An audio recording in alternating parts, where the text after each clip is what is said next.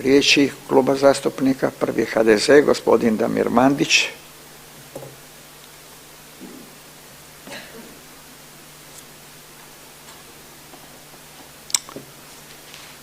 Izvolite.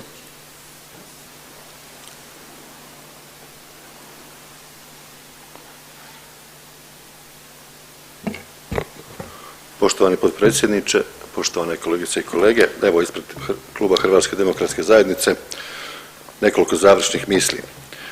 Stanovanje u urbanom prostoru u višestambenim zgradama posebna je dimenzija svakodnevice, ne samo za suvlasnike u višestambenim zgradama, već za cjelokupno funkcioniranje zajednice. Pogotovo u gradovima gdje se komunalna i društvena svakodnevica, gdje su komunalna i društvena svakodnevica posebno zahtjevne. Upravo stoga, ovaj zakon koji se dugo čekao sigurno će pomoći rješavanju svakodnevnih problema i dilema, sigurno će potaknuti procese koji će doprinijeti funkcionalnosti u upravljanju zgradama te potaknuti daljnji razvoj i traženje rješenja.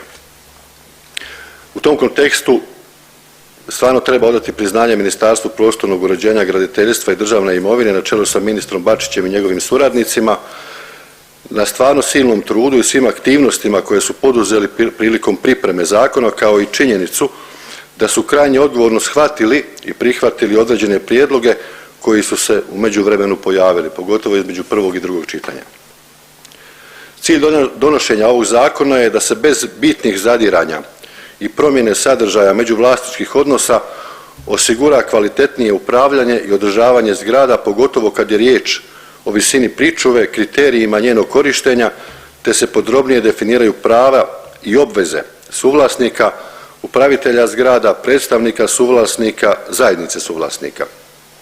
Ovdje mogu kao gradonačelnik spomenuti da sam nedavno imao jedan sastanak sa predstavnicima suvlasnika gdje su stvarno svi, reći ću s optimizmom, iako imaju neka određena pitanja i upitnike, pozdravili donošenje ovakvog zakona jer definitivno će pomoći svima. Ne samo njima kao predstavnicima suvlasnika i upraviteljima, nego i suvlasnicima.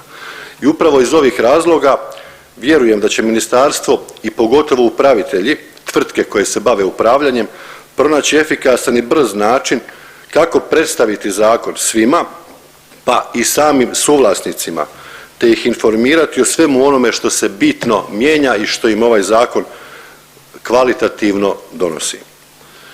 Ne ulazeći u sve odredbe, ovdje bih samo istaknuo odredbe iz članka 21 i 22.